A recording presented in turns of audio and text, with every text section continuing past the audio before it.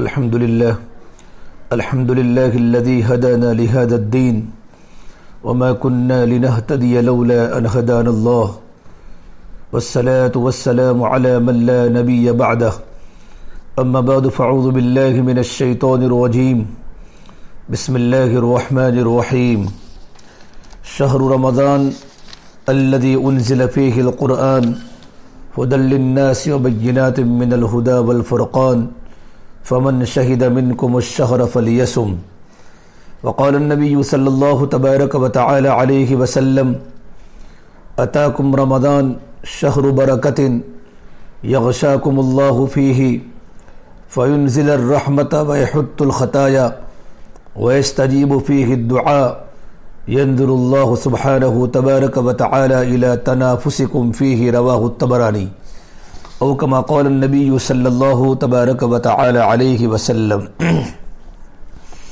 میرے محترم پیارے بھائیو،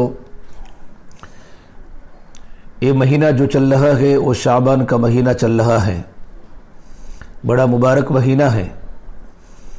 آپ صلی اللہ تبارک و تعالی علیہ وسلم نے فرمایا شعبان الشہری و رمضان الشہر اللہ، کہ شعبان میرا مہینہ ہے اور رمضان اللہ تبارک و تعالی کا مہینہ ہے۔ اسامہ فرماتے رضی اللہ تعالیٰ عنہ کہ آپ صلی اللہ تبارک و تعالیٰ علیہ وسلم شعبان کے مہینے میں جتنے روزے رکھا کرتے تھے اتنے روزے کسی مہینے میں نہیں رکھتے تھے۔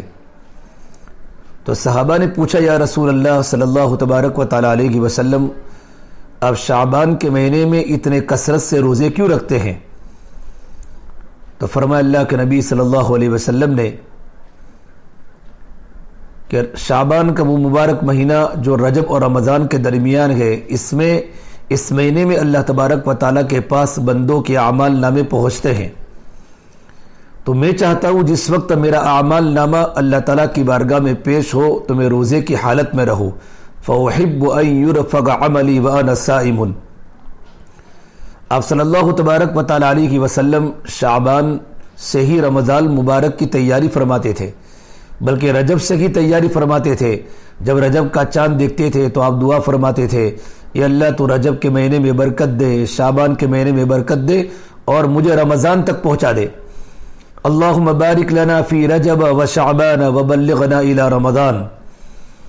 آپ صلی اللہ تبارک و تعالی علیہ وسلم رمضان مبارک کی تیاری شعبان سے ہی کرتے تھے۔ شعبان سے عباداتوں میں اضافہ ہو جاتا تھا، شعبان کے روزے کثرت سے رکھا کرتے تھے تاکہ رمضان میں مکمل یکسوئی کے ساتھ اللہ تبارک و تعالیٰ کی عبادت ہو سکے۔ اللہ تعالیٰ فرماتے ہیں شہر رمضان الذی انزل فیہ القرآن، رمضان کا وہ مہینہ ہے جس میں قرآن کریم نازل ہوا۔ رمضان کا لفظ میرے بھائیو رمضان سے نکلا ہے، اس کے لفظی معنی ہوتے ہیں تیزی اور شدت کے، جیسے عربی میں کہتے ہیں رمیض یومنا ای اشتد حرہ، کہ آج تو گرمی بہت ہے۔ اسی طرح جب کوئی پرندہ بہت زیادہ پیاسا ہو اور پیاس کی وجہ سے لمبے لمبے سانس لے رہا ہو تو اسے عربی میں رمیض الطائر کہتے ہیں، یعنی پرندے کو بہت پیاس لگی ہوئی ہے۔ چاشتہ کی نماز جو عام طور پر دن کے 10 بجے ادا کی جاتی ہے، اس کے بارے میں آتا ہے صلاۃ الضحیٰ حین ترمد الفصال، یعنی یہ وہ نماز ہے جس کے پڑھنے کے وقت اونٹنی کے بچے کے پاؤں بھی گرم ہو جاتے ہیں۔ مسلم شریف کی ایک روایت ہے کہ صحابہ کرام رضی اللہ تعالیٰ عنہ فرماتے ہیں شکونا الی رسول اللہ صلی اللہ علیہ وسلم الصلاۃ فی رمضان، ہم نے اللہ کے نبی صلی اللہ تبارک و تعالیٰ علیہ وسلم سے شکایت کی کہ نماز کے وقت میں بڑی گرمی ہے۔ تو رمضان کا جو لفظ ہے وہ فعلان کے وزن پر اس میں جنس ہے۔ بعض علماء نے کہا ہے یہ باب سمیع یسمعو سے ہے، رمیض یرمض اس میں مصدر ہے۔ یہ وہ مہینہ ہے کہ گناہوں کی تپش کو ٹھنڈا کرنے کے لیے آتا ہے۔ گویا رمضان کا لفظ اپنا معنی خود بتا رہا ہے کہ لوگوں نے اپنے جانوں پر ظلم کیے، ان گناہوں کی شدت سے آگ جل لگی تھی۔ رمضان مبارک کا مہینہ اس آگ کی شدت کو ختم کرنے کے لیے بھیجا گیا ہے۔ اور روزہ کو عربی میں صوم کہتے ہیں، اس کا لغوی معنی رک جانا، ٹھہر جانا۔ جب بی بی مریم نے بولنا بند کیا تو قوم نے کہا کہ آپ بات کریں، تو انہوں نے اشارہ سے کہا انی نذرت لک للرحمن صوما فلن اکلم اليوم انسیا، بے شک میں نے رحمان کے لیے روزہ مان لیا ہے۔ उनका ये सोम खाने पीने से रुकना नहीं था, बल्कि उसका मतलब बोलने से रुक जाना था। इसी तरह अगर कोई घोड़ा चलते चलते रुक जाए और थकावट की वजह से न चले तो अरबी में उसको साइम कहते हैं। हाफिज इब्न हजर रहमतुल्लाह अलैह ने रोज़ा की तारीफ लिखी है। इस्तिलाह में सुबह सादिक के तुलू से लेकर गुरूब आफ्ताब तक खाने पीने और जिमा से परहेज करने को रोज़ा कहते हैं। वफ़ी शरअ इम्साकुन मखसूसन फ़ी ज़मनिन मखसूसिन अन शैइन मखसूसिन बिशराइतिन मखसूसा, कि मखसूस वक्त में मखसूस शराइत के साथ मखसूस चीज़ों से रुकने का नाम रोज़ा है। मेरे भाइयों, रोज़ा के लिए नीयत का होना शर्त है। अगर कोई इंसान बगैर नीयत के भूखा प्यासा रहेगा तो उसको कोई सवाब नहीं मिलेगा कि रमज़ान के रोज़े में नीयत फ़र्ज है। क्योंकि मोमिन की नीयत ये होती है कि मैंने रमज़ान के रोज़े रखने हैं, इसलिए वो नीयत सारे रमज़ान के लिए काफ़ी होती है। उलमा ने लिखा है कि रोज़े की नीयत करने का बेहतरीन वक्त वो है जब पहले रोज़े को इफ्तार किया जाए तो उसी वक्त अगले रोज़े की नीयत कर ली जाए, यानी उसी वक्त दिल में नीयत कर ली जाए कि मैंने कल को भी रोज़ा रखना है। उसका मतलब ये भी नहीं कि रात को खाना पीना बंद हो जाएगा, नहीं, बल्कि सहरी तक खा भी सकते हैं। कुलू वशरबू हत्ता यतबय्यन लकुमुल खैतुल अबयदु मिनल खैतिल अस्वदि मिनल फज्र सुम्मा अतिम्मुस सियाम इलल लैल। रात को खा भी सकते हैं, पी भी सकते हैं, बीवी से मिल भी सकते हैं, हम बिस्तरी भी कर सकते हैं सुबह सादिक तक। मेरे भाई, ये महीना है जिसकी पहली रात में अल्लाह तबारक व तआला जन्नत के दरवाज़ों को खोल देते हैं। फुतिहत अबवाबुल जन्ना, फुतिहत अबवाबुर रहमा, रहमत के दर भी खुल जाते हैं, जन्नत के दरवाजे भी खुल जाते हैं। वगुल्लिक़त अबवाबु जहन्नम, अल्लाह जहन्नम के दरवाजे को बंद कर लेता है। क़ुज़ैनी की किताब अजाइबुल मखलूक़ात में अजीब बात लिखी है कि इमाम जाफ़र सादिक रहमतुल्लाह अलैह फरमाते थे, हर रमज़ान मुबारक का जो 5वां दिन होता है वो आने वाला रमज़ान का पहला दिन होता है। उन्होंने एक कानून बता दिया। वो फरमाते हैं, इस बात को 50 साल तक हर रमज़ान में देखा गया तो उसे ठीक पाया। आज दुनिया साइंसदा बनती फिरती है, देखो हमारे अकाबिर ने कैसी कैसी बातें बता दी। आज भी इस चीज़ को आजमा कर देख लीजिए मेरे भाइयों, इस रमज़ान का जो 5वां दिन था वही आइंदा रमज़ान का पहला दिन होगा। हज़रत फरमाते हैं, नबी करीम सल्लल्लाहु तबारक व तआला अलैहि वसल्लम रजब से ही रमज़ान की तैयारी करते थे। आज बहुत कम इंसान ऐसे हैं जो रमज़ान मुबारक से 1-2 महीने पहले ही दुआ मांगना शुरू करे, अल्लाहुम्मा बारिक लना फी रजब व शाबान व बल्लिगना इला रमज़ान। भाइयों, इतना बड़ा मजमा बैठा है, आप अपने दिल से पूछिए कितने लोगों ने ये दुआ मांगी थी। अफसोस अल्लाह के नबी सल्लल्लाहु तबारक व तआला अलैहि वसल्लम की सुन्नत ख़त्म होती जा रही है। बल्कि रमज़ान मुबारक के महीने का कितना बड़ा एहतिमाम था।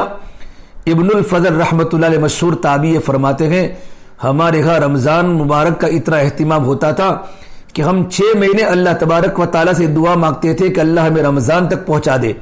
कानू यदऊन अल्लाह सित्तत अशहुरिन अन युबल्लिगहुम रमज़ान, 6 महीने अल्लाह से दुआ करते थे कि हमें रमज़ान तक पहुँचा दे। फिर जब रमज़ान मुबारक गुजर जाता था तो बकिया 6 महीने दुआ करते थे, ये अल्लाह तो हमसे रमज़ान को कबूल फरमा ले। सुम्मा यदऊनहु सित्तत अशहुरिन अन यतक़ब्बलहु मिनहुम। हज़रत अली मुर्तज़ा फरमाते रज़ी अल्लाह तआला अन्हु कि अमल करना तो बहुत आसान है, लेकिन अल्लाह ताला की बारगाह में अमल को कबूल करवाना मुश्किल है कि अल्लाह तबारक व तआला हमारे अमल को कबूल करे। और अल्लाह ताला की बारगाह में जो अमल कबूल होता है वो इसी वक्त होता है जबकि आदमी में 2 बातें हो। एक तो इखलास हो कि मैं अल्लाह के लिए करता हूँ, नंबर 2 अमल का तरीका आप सल्लल्लाहु तबारक व तआला अलैहि वसल्लम की सुन्नत के मुताबिक हो। तो रमज़ान का मुबारक महीना बड़ा कीमती महीना है, बरकतों का महीना, अल्लाह की रहमतों के लुटने का महीना है। हदीस पाक में है, रमज़ान पूरे साल का दिल है, अगर ये दुरुस्त रहा तो पूरा साल दुरुस्त रहा।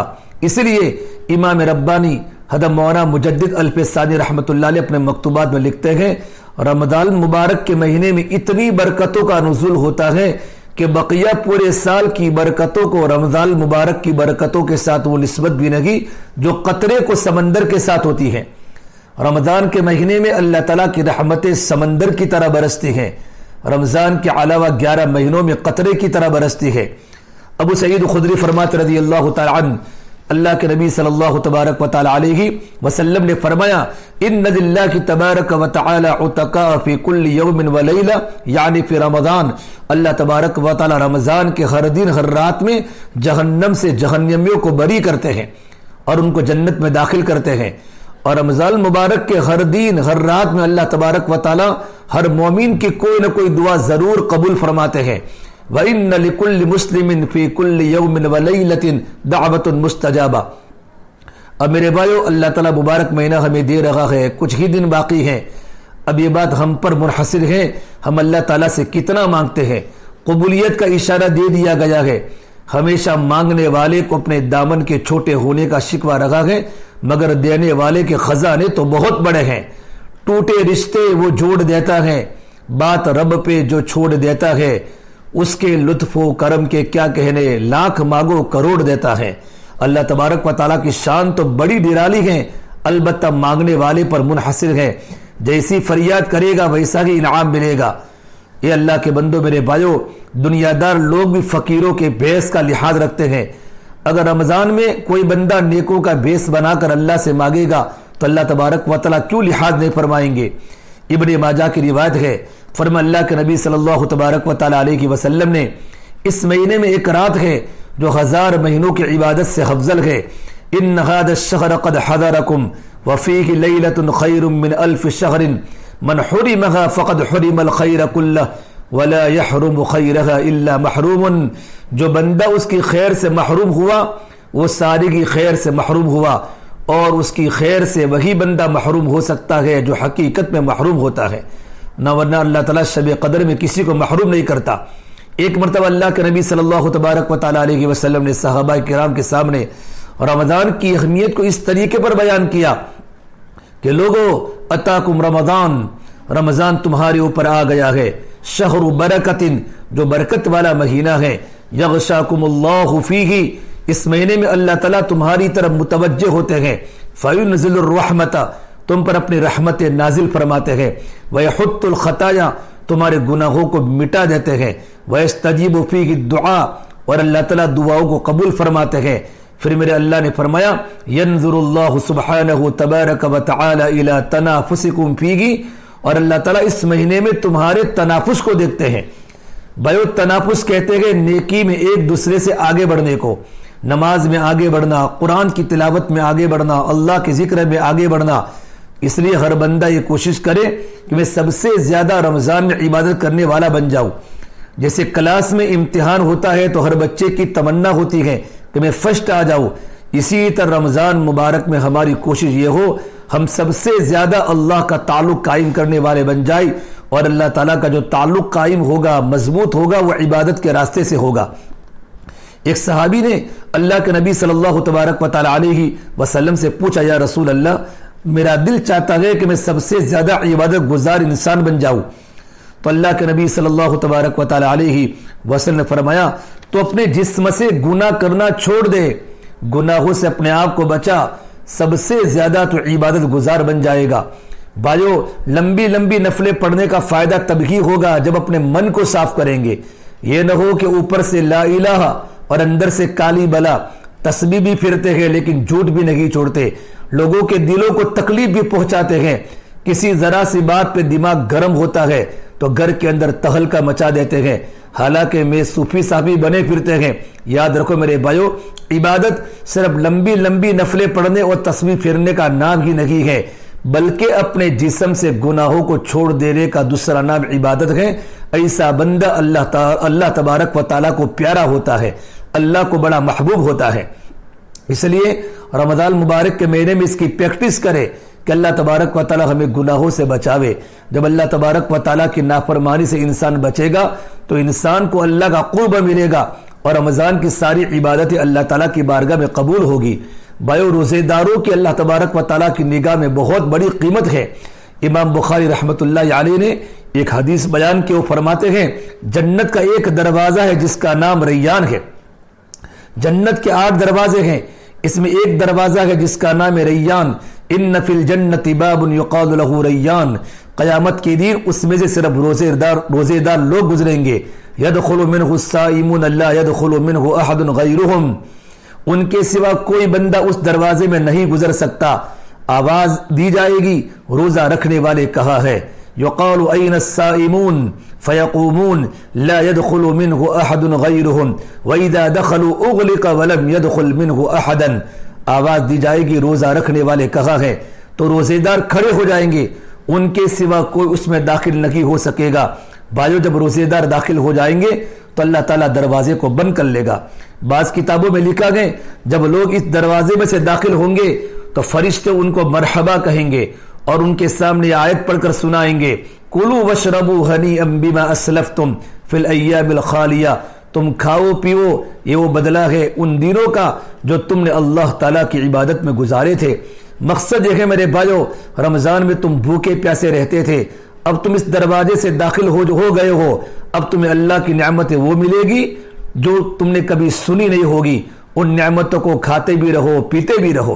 اس لیے بخاری شریف کی ایک روایت ہے، اللہ کے نبی صلی اللہ تبارک و تعالی علیہ وسلم نے فرمایا، للصائم فرحتان، روزیدار آدمی کے لیے دو خوشیاں ہیں، اذا افطر فرحا، جب وہ روزہ افطار کرتا ہے تو اس وقت بھی اس کو خوشی ملتی ہے، وَإِذَا لَقِيَ رَبَّهُ فَرِحَ بِصَوْمِهِ، اور قیامت کے دن وہ جب اللہ تبارک و تعالیٰ سے روزے دار ملاقات کرے گا تو اللہ تبارک و تعالیٰ اس کو اس وقت بھی خوشی عطا کریں گے۔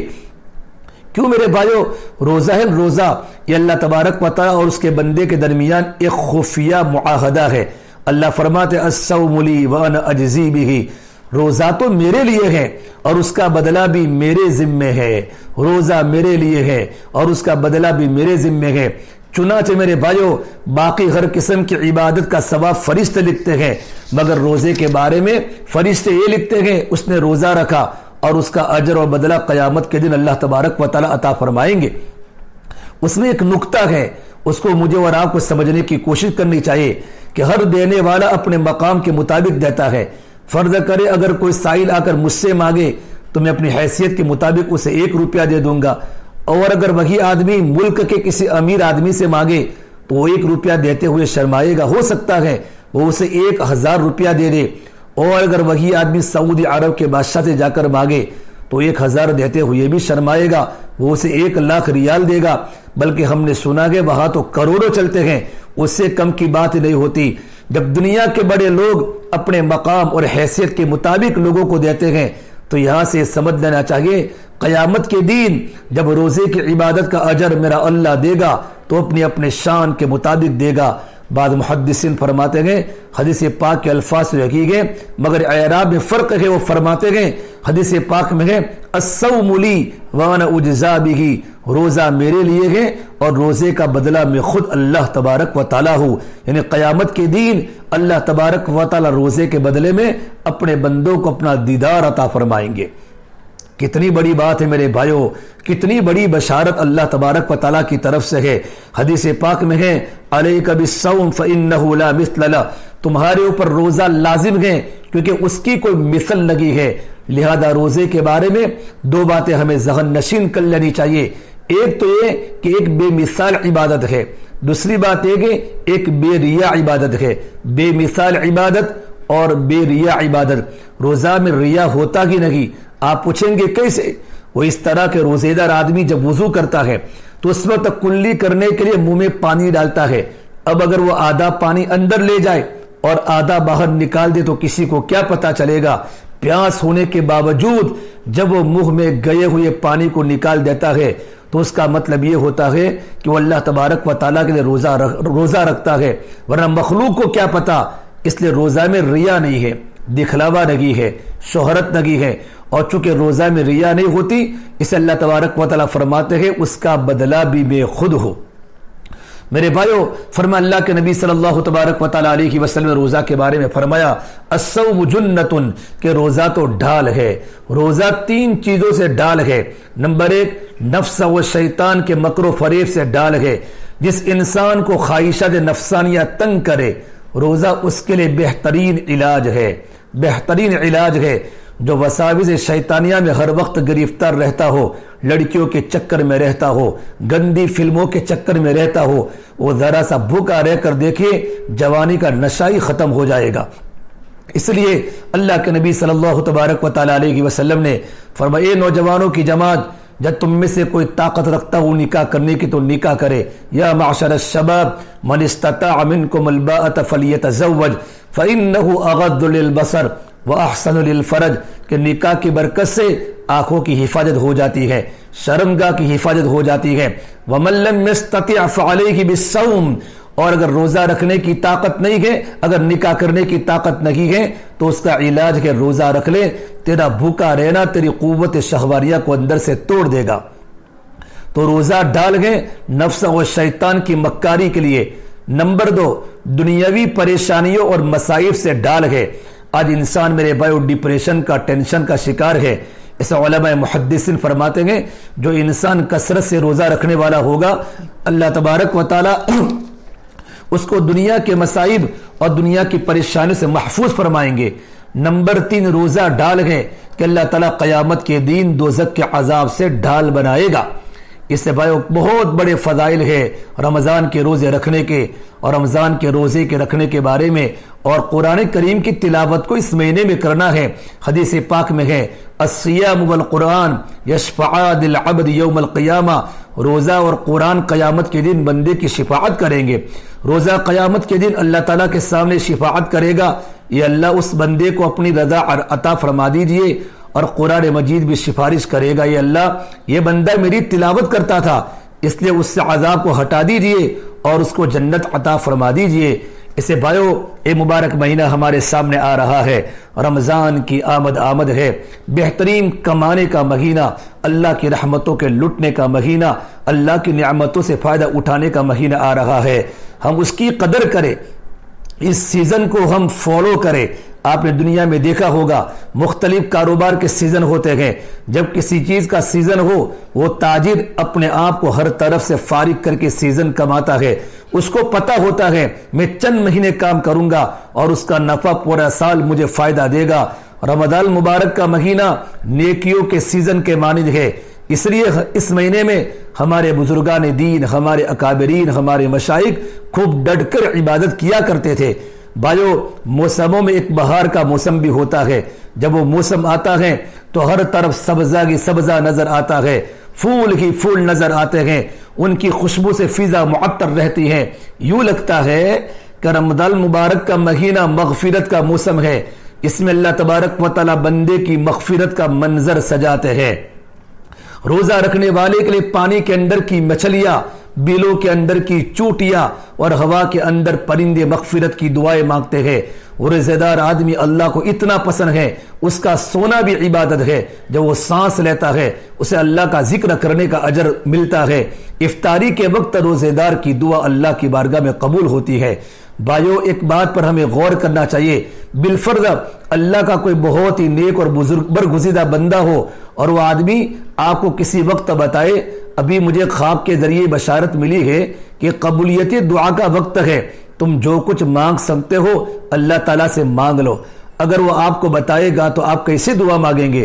بڑی عاجزی و انکساری کے ساتھ رو رو کر اللہ تعالیٰ سے سب کچھ مانگ لیں گے، کیونکہ دل میں یہ استحضار ہوگا ایک اللہ کے ولی نے ہمیں بتا دیا ہے کہ دعا کی قبولیت کا وقت ہے۔ جب ایک ولی بتائے کہ دعا کی قبولیت کا وقت ہے تو ہم اتنے شوق کے ساتھ دعا مانگیں گے۔ ذرا سوچو بھائیو، ولیوں اور نبیوں کے سردار اللہ تعالیٰ کے محبوب پیغمبر محمد عربی صلی اللہ تبارک و تعالی علیہ وسلم نے فرمایا روزے دار آدمی کی افطار کے وقت اللہ تعالیٰ دعائیں قبول فرماتے ہیں۔ تو ہمیں افطاری کے وقت کتنے شوق اور لجاجت سے اور پر امید ہو کر اللہ تعالیٰ سے رو رو کر دعائیں مانگنی چاہیے۔ ویسے بھی دستور ہیں، اگر آپ کسی آدمی کو مزدوری کرنے گھر لائے اور وہ سارا دن پسینہ بہائے اور شام کے وقت گھر جاتے ہوئے آپ سے مزدوری مانگے تو آپ اس کی مزدوری کبھی نہیں روکیں گے، حالانکہ ہمارے اندر کتنی خامیاں ہیں، بغض ہے، حسد ہے، بخل ہے، کینہ ہے، لیکن جو ہمارے اندر تھوڑی سی بھی شرافت نفس ہے وہ اس بات کو گوارا نہیں کرتی کہ جس بندے نے سارا دن محنت کی ہے ہم اس کو شام کے وقت مزدوری دیے بغیر خالی بھیج دے۔ اگر ہمارا دل یہی نہیں چاہتا تو جس بندے نے اللہ کے لیے بھوک اور پیاس برداشت کی اور افطاری کے وقت اس کا مزدوری لینے کا وقت آتا ہے تو کیا رب العالمین بغیر مزدوری دیے ہوئے اس کو واپس کریں گے؟ نہیں ہو سکتا۔ میرا اللہ تو بہت دینے والا ہے، بہت دینے والا ہے۔ اسے بھائیو، افطاری کے وقت ہماری نظر کھانے اور پینے پر ہوتی ہے، ہم اس وقت اللہ تعالیٰ کے سامنے لجاجت کے ساتھ دعا کریں۔ اور رمضان مبارک کے مہینے کی ایک گڑی بڑی قدر والی ہے۔ رمضان کا مبارک مہینہ بہت سنبھل کے گزارنا ہے۔ حضرت مجدد الف ساجی رحمۃ اللہ علیہ فرماتے ہیں رمضان مبارک انسان کے آنے والے سال کا ایک نمونہ ہوتا ہے، آنے والے سال کا نمونہ ہوتا ہے۔ اس لیے جس بندے نے جمعیت کے ساتھ رمضان مبارک کا مہینہ گزارا اس کا آنے والا سال بھی جمعیت کے ساتھ گزرے گا، اور جس کا رمضان تفرقہ کے ساتھ گزرا اس کا آنے والا سال بھی تفرقہ کے ساتھ گزرے گا۔ اس کی مثال یوں سمجھ لیے بھائیو، جو آدمی چاہتا ہے کہ مجھے تہجد کی پابندی نصیب ہو اور رمضان مبارک میں پورا مہینہ تہجد کی پابندی کر لے، آنے والے سال میں اللہ تعالیٰ اپنی مدد فرمائیں گے، اس کو تہجد کا دوام عطا فرما دیں گے۔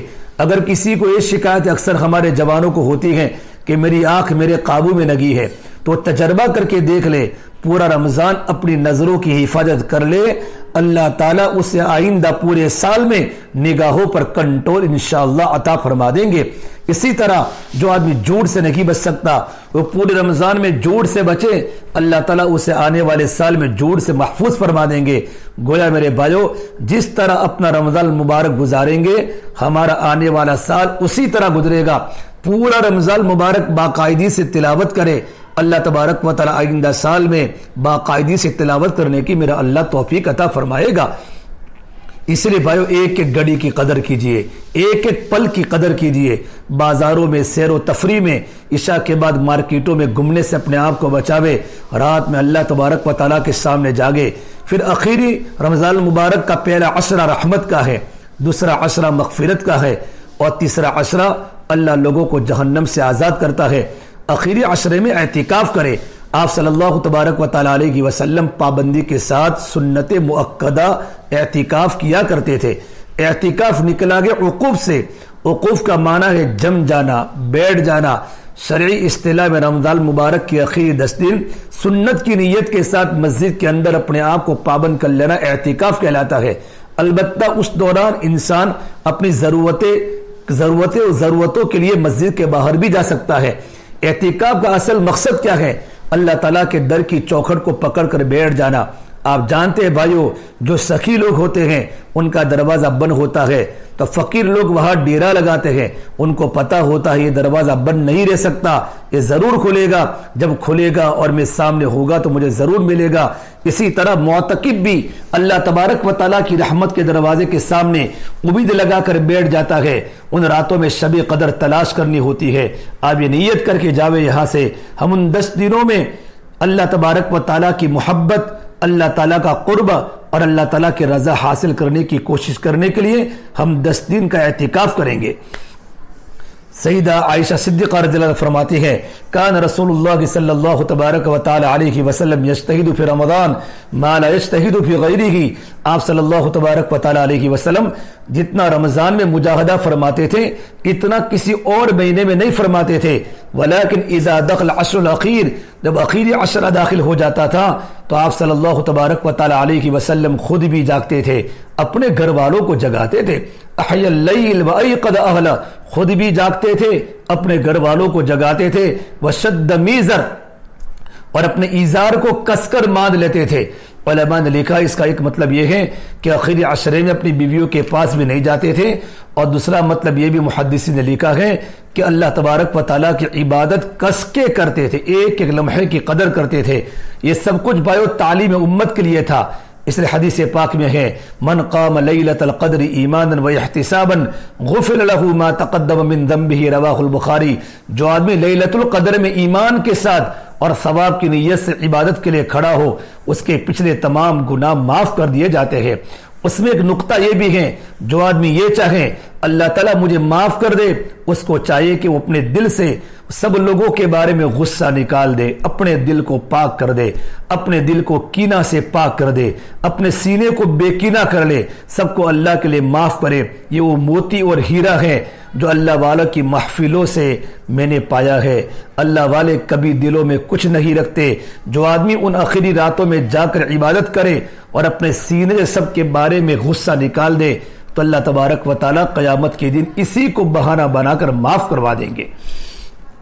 اس لیے میرے بھائیو، یہ وقت ہماری زندگی کے بڑے ہی قیمتی اوقات میں سے ایک ہے۔ اس وقت کو ہم غنیمت سمجھتے ہوئے آپ اور میں اپنے لمحات کو ذکر و عبادت تلاوت میں صرف کیجئے۔ مسجد میں رہ کر دنیا کی باتیں کرنا ویسے ہی ممنوع ہے، اس لیے اعتکاف کی حالت میں بہت زیادہ پرہیز کیجئے۔ وقت کو ایسے گزارے کہ ہر بندے کو اپنی فکر لگی ہوئی ہو، یہ نہ ہو کہ لوگ عبادت کر رہے ہو تو میں بھی عبادت کروں، جب لوگ سو جائے تو میں بھی سو جاؤں۔ نہیں نہیں نہیں، بلکہ ہر ایک کا اپنا ظرف ہوتا ہے، ہر ایک کی اپنی ہمت ہے، اس میں خوب ہمت لگائے اور میرے بھائیو جتنا ہو سکے اپنے دل کو بدلنے کی کوشش کرے، انشاءاللہ ہمارا وقت قیمتی بنے گا۔ آج بھی ایسے لوگ موجود ہیں جو خوب عبادت کرتے ہیں۔ ہمارے ایک دوست ہے جوان العمر عالم ہیں، ان کی داڑھی کے بھی سب بال سیاہ ہیں، وہ اکثر مجھ سے ملتے رہتے ہیں، بڑے اچھے آدمی ہیں۔ پچھلے رمضان کے بعد مجھے ملے کہ مولوی صاحب اللہ کی توفیق سے رمضان ایسا گزرا کہ میں نے ہر دن میں ایک قرآن پاک کی تلاوت مکمل کی ہے، گویا 30 دنوں میں 30 قرآن پاک مکمل کیے۔ اور ایک صاحب ملے جو ہمارے حضرت مولانا قمر الزمان صاحب سے بیعت ہیں، وہ فرماتے ہیں کہ میں روزانہ 10,000 مرتبہ کلمہ طیبہ پڑھتا ہوں۔ کلمہ طیبہ لا الہ الا اللہ کا ورد کرتے ہیں۔ بھائیو ہمیں تعجب ہوگا لوگوں رمضان مبارک کی قدر کیسے کرتے ہیں۔ اللہ تبارک و تعالیٰ کو رمضان مبارک کا احترام بہت پسند ہے، ہم رمضان کا بہت احترام کریں۔ نزہۃ المجالس کتاب میں ایک واقعہ لکھا ہے کہ ایک مجوسی تھا، یہ وقت تھا جب مسلمان غالب تھے مگر کفار ان کے درمیان رہتے تھے۔ ایک مرتبہ مجوسی کے بیٹے نے رمضان مبارک کے دنوں میں کھانا کھایا، جب اس نے کھلے عام کھانا کھایا تو اس مجوسی کو بہت غصہ آیا، اس نے بیٹے کو ڈانٹ ڈپٹ کی، تجھے شرم نہیں آتی؟ یہ مسلمانوں کا متبرک و مقدس مہینہ ہے، وہ دین میں روزہ رکھتے ہیں اور تو دین میں اس طرح کھلے عام کھا رہا ہے۔ خیر بات آئی گئی ہو گئی۔ اس مجوسی کے پڑوس میں ایک بزرگ رہتے تھے، جب اس مجوسی کا انتقال ہوا تو ان اللہ والے نے اس کو خواب میں دیکھا کہ وہ مجوسی جنت کی بہاروں میں ہے۔ وہ بڑے حیران ہوئے، اس سے پوچھنے لگے کہ آپ تو مجوسی تھے اور میں آپ کو جنت میں دیکھ رہا ہوں۔ وہ جواب میں کہنے لگا، ایک مرتبہ میرے بیٹے نے رمضان مبارک میں کھلے عام کھانا کھایا تھا، میں نے رمضان کے ادب کی وجہ سے اس کو ڈانٹا تھا، اللہ کو میرا یہ عمل اتنا پسند آیا کہ موت کے وقت میرے اللہ نے مجھے کلمہ پڑھنے کی توفیق عطا فرما دی۔ اسی طرح مجھ پہ اسلام پر موت آئی، ایمان پر موت آئی، اب میں جنت کے مزے لے رہا ہوں۔ بھائیو سوچنے کی بات ہے، جو بندہ ادب کی وجہ سے بچے کو تنبیہ کرتا ہے اللہ کو اس کا یہ عمل بھی پسند آ جاتا ہے، تو جو بندہ اس کا حقیقی معنوں میں ادب کرے گا اور اس میں اعمال کو اسی طرح اپنائے گا جیسا اپنانے کا حق ہے تو میرا اللہ اس پر مہربانی کیوں نہیں فرمائیں گے۔ لہذا رمضان مبارک کے دنوں کی قدر کرے، راتوں کی قدر کرے۔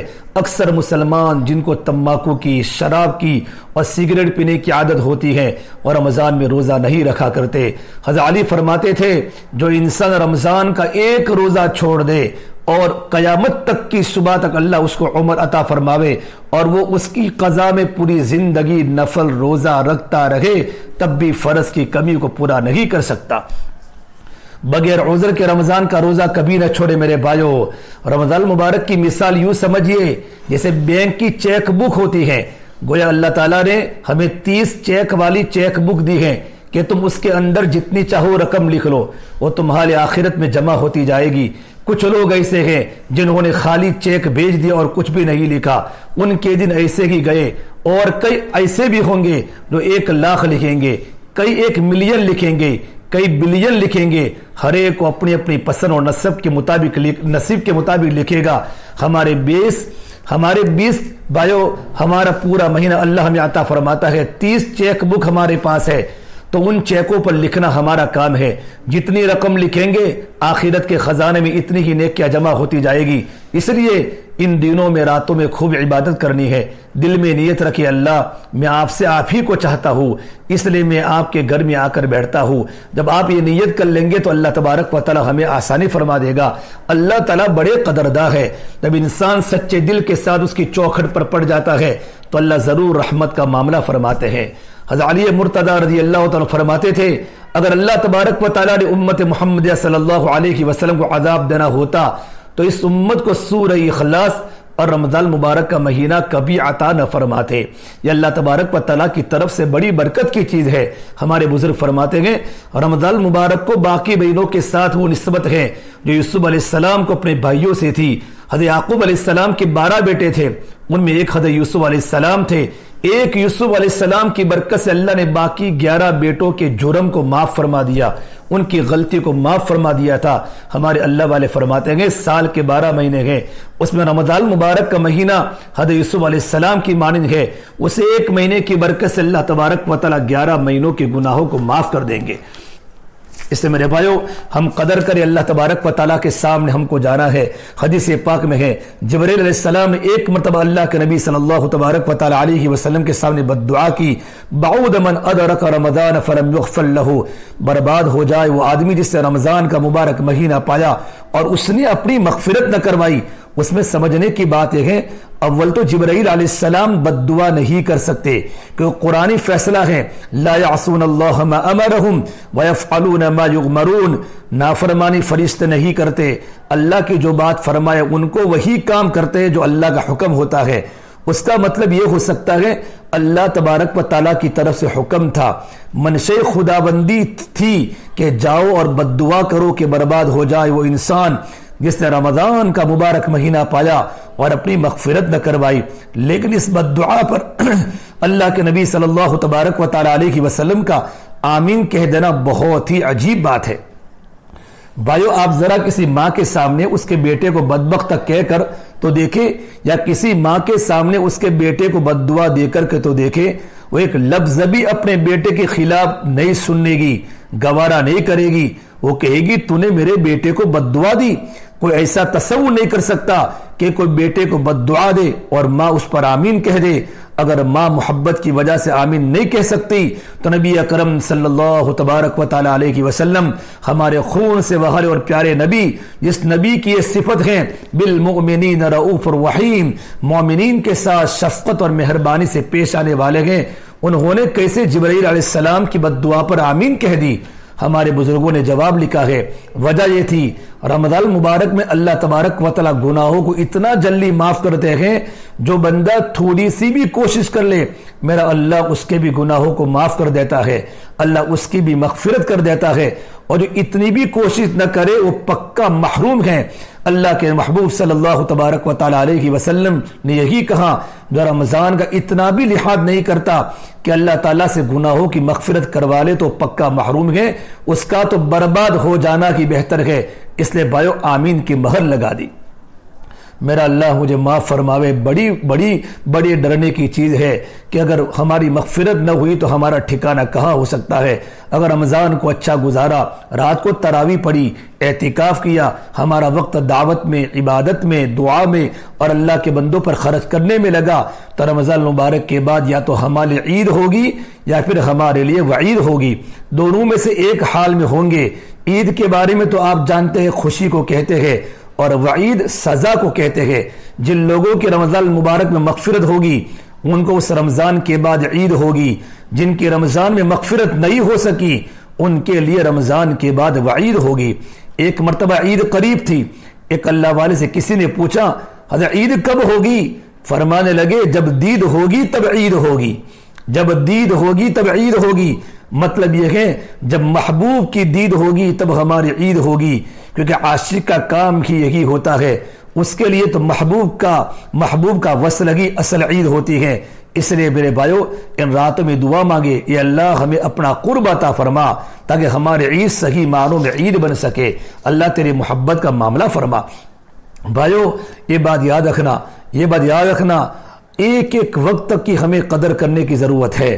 اللہ تبارک و تعالیٰ کے پاس مسجدوں میں جتنی مجلس ہوئے، تعلیم کے حلقوں میں بیٹھے، گھروں میں تعلیم کی پابندی کرے، اپنا وقت اللہ کے دین کی نسبت پر لگاوے، اور اللہ تبارک و تعالیٰ سے جو بھی ہم امید کریں گے اللہ تبارک و تعالیٰ ہماری دعا کو قبول کرے گا، سحری اور افطاری اللہ تعالیٰ قبول کرے گا۔ اس لیے آخری یہ مہینہ قریب آ رہا ہے، ابھی سے اس کی تیاری کرے، ہمارے دل کے اندر زینت آوے، ہمارے دل میں اللہ کا تعلق آوے، اپنے دل کے اندر کی برائیوں کو دور کرو، اللہ کی رحمت ہمارے دلوں پر آئے گی۔ اور رمضان مبارک کا مہینہ قرآن کی تلاوت کا مہینہ ہے، خوب قرآن کی تلاوت کرے، ایک ایک دن میں کتنے پارے پڑے، لگن کے ساتھ، شوق کے ساتھ رمضان کے روزے رکھے، پورا مجمع رمضان میں اللہ کے راستے میں 3 دن لگاوے، ہمارے کام کرنے والے ساتھی 4 مرتبہ لگاوے، 3 مرتبہ لگاوے، تاکہ نئے نئے لوگوں کا وقت لگ سکے اللہ کے راستے میں۔ ہمارے پورے شہر میں کوئی ایسا انسان نہ ہو جس کا رمضان میں اللہ کے راستے میں 3 دن نہ لگے۔ اللہ والوں کی صحبت میں جاوے، خانقاہیں ہر جگہ کھلی ہے، جن کا جن حضرت سے تعلق ہے ان سے بیعت ہے، ان کی خدمت میں جاوے، 3 دن لگاوے، آخری عشرے میں اعتکاف کرے۔ رمضان میں مجمع پورا مسجد میں ہوتا ہے، ان کی تشکیلیں کرے، رمضان کے بعد کے 4 مہینوں کی چلے کی تشکیل کرے، اللہ کی بڑائی بولے، 24 گھنٹے ہماری زبان پر اللہ کے نبی پر درود ہو، تیسرے کلمے کی تسبیح ہو، چوتھے کلمے کی تسبیح ہو، اور اپنے گناہوں کے لیے استغفار کی کثرت کرے۔ اللہ تعالیٰ مجھے بھی عمل کی توفیق دے، اللہ تعالیٰ آپ کو بھی عمل کی توفیق دے۔ بھائیو انشاءاللہ آئندہ اتوار کو تو رمضان شروع ہو جائے گا، سنیچر کو پہلی تراویح ہوگی، میرے لیے بھی دعا کرے اللہ تعالیٰ مجھے بھی اللہ تعالیٰ نیک بناوے، صالح بناوے، متقی بناوے، اللہ نظروں سے حفاظت، غلط نظروں سے حفاظت فرماوے۔ اللہ تعالیٰ جب بھی موت کا وقت ہو، موت سے پہلے اللہ پاک کلمے کی توفیق عطا فرماوے۔ وآخر دعوانا الحمدللہ رب العالمین۔